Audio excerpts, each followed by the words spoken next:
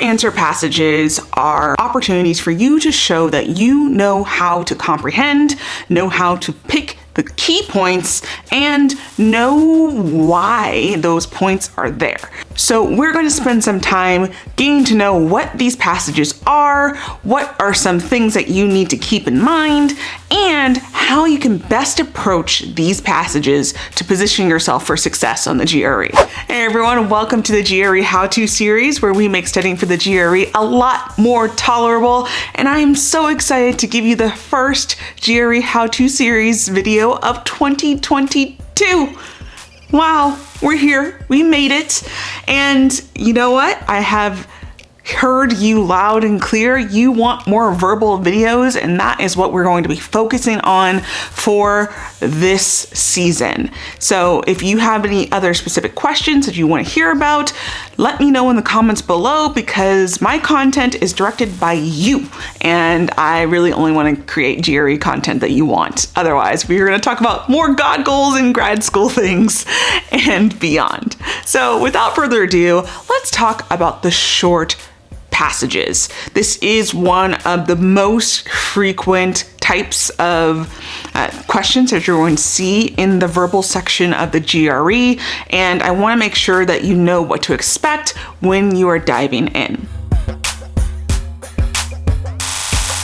So typically these are 2 to 3 paragraph passages about something that might not be the most exciting to you. The GRE tends to focus on some hard sciences like geology, astronomy, chemistry, and they like to sprinkle in a little bit of the humanities as well. Historical passages, things about literature, and the like. The short passages, unless you are jazzed about chemistry, history, or literature, might not be the reading of choice when it comes to your Sunday morning leisure. And that's by design. I mean, these passages are meant to be something that might be a little bit intimidating. They're meant to be dense and a little bit harder to work through, but I just want to make sure that you know that if you feel that this might be overwhelming or hard to understand, it's not because of your ability. It's because the test makers have designed it to make you feel that way. So first things first is that I want you to understand this assignment so that when you see it, you can just say, all right, there it is. That's dense and boring, but I know what to do to conquer this. Timing is going to be something that's really critical for you throughout the whole entire experience, right? So when you're thinking about short passages, I don't want you to spend more than 1.5 minutes or 2 minutes on these. And how you're going to do that really matters. So when you think about reading it, for every single detail to make sure you don't miss anything, that might be something that you feel like you need to do, especially since there's such a short time crunch. But I want you to think about finding ways to read for this in 2 passes.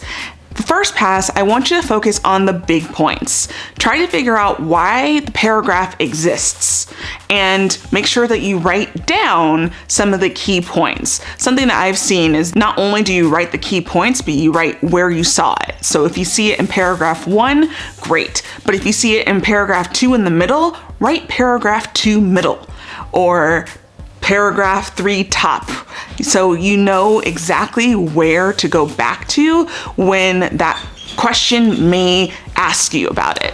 So once we've done the first pass to understand what are some key points, try to look for about 2 to 3 key points.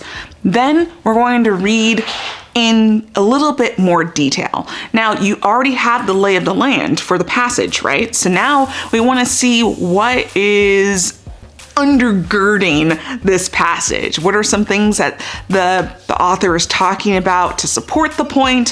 Where are some twists like however or instead, to kind of show and signal that there's actually a direction change from the literature? I want you to get a sense of what those are so that you can know what you're dealing with when it comes to the questions. Your task is to find the major ideas and then understand some of the details that support them. Your questions will tell you exactly what you need to focus on when it comes to answering it correctly. So to recap, I want you to spend 1.5 to 2 minutes on the passage. I want you to read it in 2 passes. In the first pass, I want you to start looking at the major points and taking those notes. In the second pass, I want you to start getting more familiar with some of the details and also taking some notes on that. Writing your notes is critical for this because you don't want to rely on memory. Like I said, this is designed to be dense. It's designed to be a little bit confusing. So you want to make sure that your notes are clear and not confusing. You are going to be the antidote for this experience the test makers have made for you.